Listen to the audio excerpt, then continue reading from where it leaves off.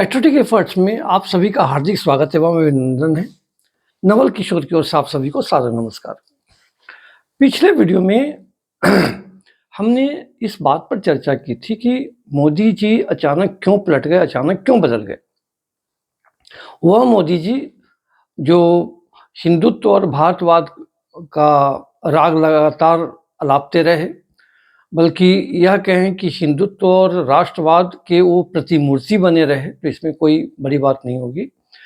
जिन्होंने भारत के लिए और हिंदुत्ववादियों के लिए, राष्ट्रवादियों के लिए, पूरे भारतीय राष्ट्रीय समाज के लिए पिछले 10-11 सालों तक बहुत सारे काम किए। वो मोदी जी अचानक कैसे बदल गए, कैसे पलट गए, कैसे अचानक जातिवादी हो गए, कैसे अचानक यूजीसी ले आए।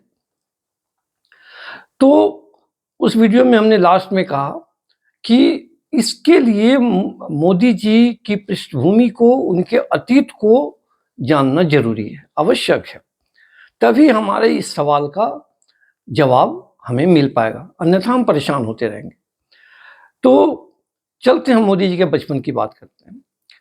मोदी जी साधारण परिवार में पैदा हुए थे, जो गुजरात के मेहसाना जिले के वडनगर गांव था, कस्बा था एक, जहाँ एक रेलवे स्टेशन भी था। उस वडनगर में रहते थे वो, वहीं पर उनकी पढ़ाई लिखाई, पालन पोषण यह सब होता रहा। तो मोदी जी के बचपन की दो घटनाओं का उल्लेख अक्सर किया जाता है। पहला तो ये कि एक बार वो 1 फुट लंबा घड़ियाल के बच्चे को पकड़ के घर ले आए थे और घर वालों ने इसके लिए उनको काफ़ी फटकारा, तो वापस जाकर फिर से वो जहाँ से उसको लेकर आए थे वहीं पर छोड़ आए। और दूसरी उल्लेखनीय घटना का जिक्र आता है कि वो कभी कभी संघ की शाखाओं में चले जाते थे बच्चे के रूप में। यह भी जिक्र मिलता है कि उनके पिता उनको कभी कभी स्टेशन पर जो उनकी चाय की दुकान थी वहाँ बुला लिया करते थे और उनकी चाय की दुकान में चाय बेचने में मोदी जी भी अपनी सेवा दिया करते थे।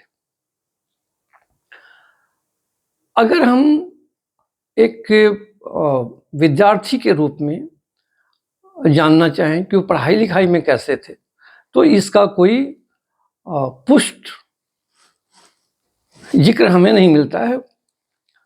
और अगर एक बच्चे के रूप में कहें तो स्कूल के जो उनके सहपाठी थे, उनका कहना है कि मोदी जी को नाटक करना और डिबेट करना प्रिय था, उसमें रुचि लेते थे वो। कुछ सहपाठियों का कहें कि उनकी पहचान छुपाने के आधार पर यह भी कहना था कि मोदी जी झूठ बोलते थे, चुगली बहुत करते थे और बच्चों को एक दूसरे से लड़ाने में उनको बहुत आनंद आता था, मजा आता था। उनकी कुछ आदतें और हरकतें ऐसी थीं जो आपत्तिजनक थीं। बच्चों को या परिवार में उनके जो 4 भाई थे उन लोगों को भी ये आदतें, हरकतें आपत्तिजनक लगती थी, पसंद नहीं आती थी, बल्कि उनके भाई लोग उनसे चिढ़े हुए रहते थे। उनकी कुछ आदतों हरकतों से माता पिता भी थोड़े परेशान रहते थे। तो इसी कारण से उनके पिताजी उनको चाय की दुकान पर बुला लिया करते थे कि हमारी नज़र के सामने में रहेगा तो वैसी बदमाशी वगैरह नहीं करेगा। तो ये है उनके बचपन की बातें। मोदी जी अपने परिवार के भीतर या जो सहपाठी लोग होते थे उनके बीच जब होते थे तो अपनी बातों को उन लोगों के ऊपर थोपने की कोशिश करते थे, अपनी इच्छा को भी उन लोगों के ऊपर थोपने की कोशिश करते थे। जिद्दी थे, हठी थे, दुराग्रही थे, मनमानी करना चाहते थे। तो ये सब कुछ इनके गुण थे, गुण कहें या अवगुण कहें। अब बात आगे बढ़ती है कि 13 वर्ष की उम्र में उनकी सगाई हो गई। तो हिंदुस्तान के गांवों में आम तौर पे ऐसा ही होता था कि उस ज़माने में 1950 के दशक की बात है इनकी शादी 1963 में हुई थी, 1950 में इनका जन्म हुआ था। तो 13 वर्ष की उम्र में इस उम्र में गांव में शादियां होती थी, और ऐसी शादियां जाहिर सी बात है कि गार्जियन ही तय करते थे, माता पिता ही तय करते थे। तो सगाई हो गई, रिश्ता तय हो गया। 17 वर्ष की उम्र में उनकी शादी हुई। आप लोगों को पता है कि कुछ समय तक पत्नी के साथ रहने के बाद वो चले गए, कुछ संतों के साथ रहे, कुछ आश्रमों में रहे, फिर वापस आ गए, फिर पत्नी के साथ रहे, फिर से साधुओं के पास चले गए, फिर से कुछ आश्रमों में चले गए। इस ढंग से उन्होंने 3 साल का समय बिताया। लौटते थे, पत्नी के साथ रहते थे, लेकिन उनकी पत्नी में वो आकर्षण नहीं था, वह मोहिनी गुण नहीं था जिसके लिए मोदी जी छटपटाते रहते थे, बेचैन रहते थे, व्यग्र रहते थे, विकल रहते थे। उनको काफ़ी रूपवती पत्नी चाहिए थी, और उसमें कुछ ऐसे गुण होने चाहिए थे जो मोदी जी को बहुत पसंद थे। लेकिन उनकी पत्नी जसोदाबेन जी में वो सब गुण नहीं थे। इसके कारण मोदी जी का उनके प्रति आकर्षण नहीं था और उनके प्रति वो उदासीन रहने लगे। 3 साल के बाद ऐसा हुआ कि मोदी जी घर से चले गए। उनके सबसे बड़े भाई सोमा भाई मोदी ने किसी पत्रकार के द्वारा पूछे जाने पर बताया था कि यह अरेंज मैरिज था, मोदी जी पर नरेंद्र मोदी के ऊपर थोपी हुई शादी थी, इसलिए वो इस शादी से अलग हो गए।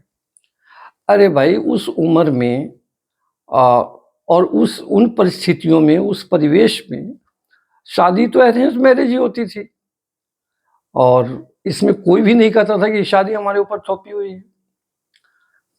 तो इसलिए सोमा भाई मोदी के इस वक्तव्य से एक यह भी निष्कर्ष निकाला जा सकता है कि मोदी जी ने शादी को पसंद नहीं किया, इसीलिए सोमा भाई ने इसको थोपी हुई शादी कह दिया।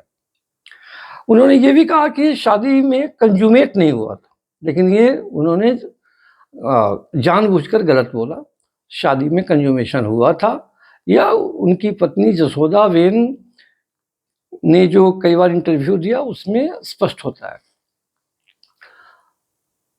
अब था क्या कि मोदी जी में और भी कई बातें थी, जैसे उनको बहुत ज़्यादा आदर सम्मान चाहिए था, और ख़ासकर वो इस बात से प्रेरित होते थे कि दूसरे लोगों को बहुत आदर सम्मान मिलता है।